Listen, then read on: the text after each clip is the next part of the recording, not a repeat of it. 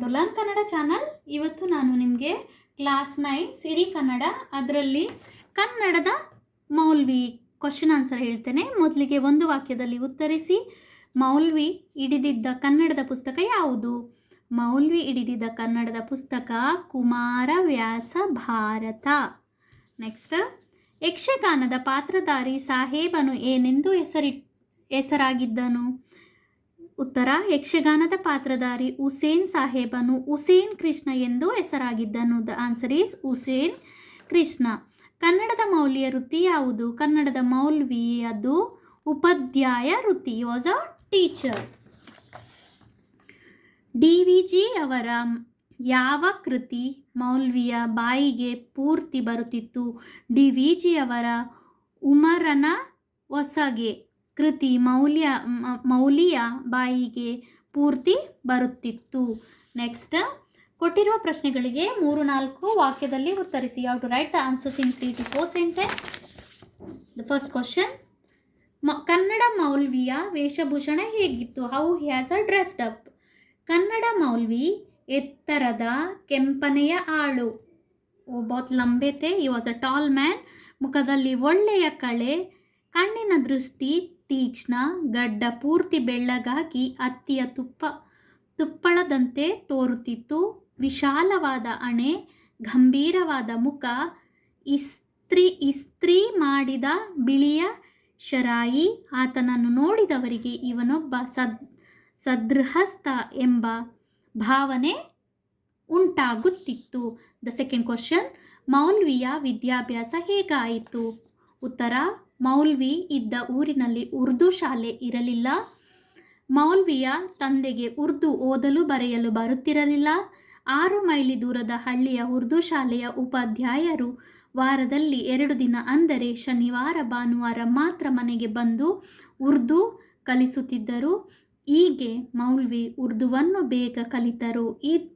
ಇವರು ಶಾಲೆಗೆ ಹೋಗಿ ಕಲಿತದ್ದು ಕೇವಲ 3ನೇ ತರಗತಿವರೆಗೆ ಮಾತ್ರ. ಹುಸೇನ್ ಕೃಷ್ಣನ ಅಭಿನಯದ ಬಗ್ಗೆ ತಿಳಿಸಿ. ಉತ್ತರ, ಲೇಖಕರು ಹಳ್ಳಿಯಲ್ಲಿ ನಡೆಯುತ್ತಿದ್ದ ಯಕ್ಷಗಾನದಲ್ಲಿ ಹುಸೇನ್ ಸಾಬಿ ಕೃಷ್ಣನ ಪಾತ್ರದಲ್ಲಿ ಅಮೋಘವಾಗಿ ಅಭಿನಯಿಸುತ್ತಿದ್ದರು. ಅವನು ವಾಕ್ ಬುದ್ಧಿ ಚೆನ್ನಾಗಿತ್ತು. ವೇಷ ಭೂಷಣ ಸುಂದರವಾಗಿರುತ್ತಿತ್ತು.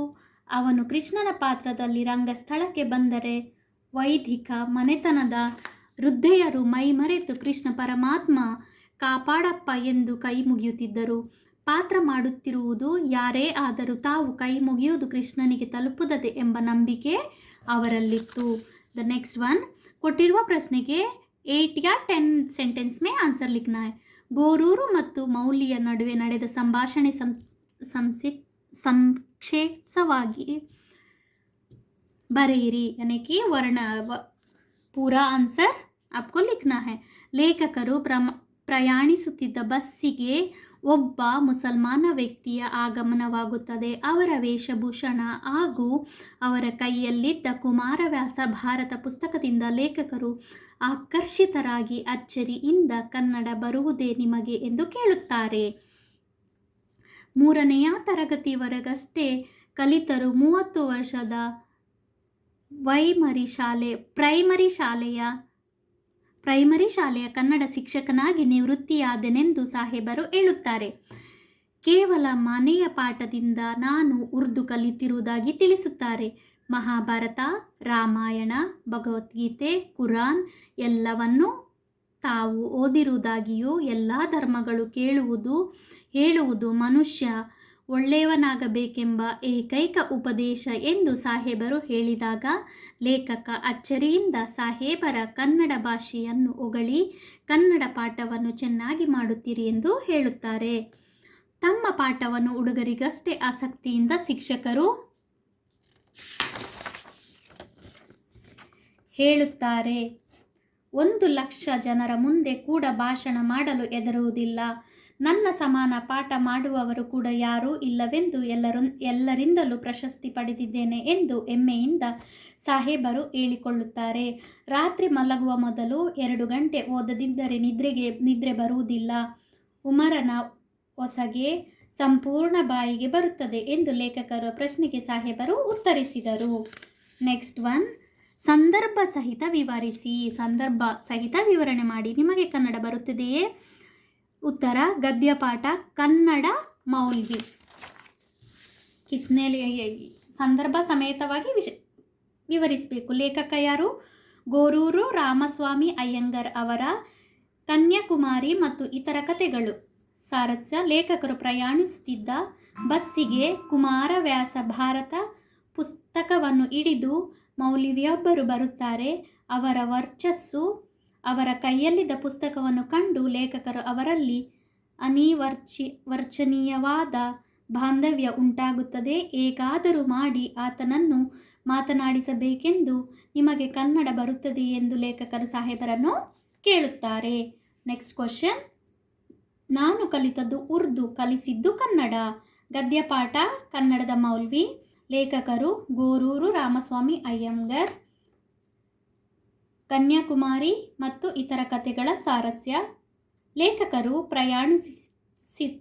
ಪ್ರಯಾಣಿಸುತ್ತಿದ್ದ ಬಸ್ಸಿಗೆ ಕುಮಾರವ್ಯಾಸ ಭಾರತ ಪುಸ್ತಕವನ್ನು ಹಿಡಿದು ಮೌಲ್ವಿಯೊಬ್ಬರು ಬರುತ್ತಾರೆ. ಪ್ರಾಥಮಿಕ ಶಾಲೆಯ ಕನ್ನಡ ಉಪಾಧ್ಯಾಯರಾಗಿ ನಿವೃತ್ತಿಯಾದರೆಂದು ಅವರು ಲೇಖಕರಿಗೆ ಹೇಳುತ್ತಾರೆ. ನಿಮಗೆ ಉರ್ದು ಬರುವುದಿಲ್ಲವೇ ಎಂದು ಲೇಖಕರು ಕೇಳಿದಾಗ ಸಾಹೇಬರು ನಾನು ಕಲಿತದ್ದು ಉರ್ದು, ಕಲಿಸಿದ್ದು ಕನ್ನಡ ಎಂದು ಹೇಳುತ್ತಾರೆ. ನನ್ನ ಸಮಾನ ಪಾಠ ಮಾಡುವವರು ಯಾರೂ ಇಲ್ಲ. ಉತ್ತರ ಗದ್ಯಪಾಠ ಕನ್ನಡ ಮೌಲಿ. ಲೇಖಕರು ಗೋರೂರು ರಾಮಸ್ವಾಮಿ ಅಯ್ಯಂಗರ್. ಆಕಾರ ಕನ್ಯಾಕುಮಾರಿ ಮತ್ತು ಇತರ ಕಥೆಗಳು. ಸಾರಸ್ಯ: ತಮ್ಮ ಬಸ್ಸಿಗೆ ಹತ್ತಿದ ಸಾಹೇಬರು ಕನ್ನಡ ಶಿಕ್ಷಕರಾಗಿ ನಿವೃತ್ತರಾದವರೆಂಬ ವಿಷಯ ಲೇಖಕರಿಗೆ ತಿಳಿಯುತ್ತದೆ.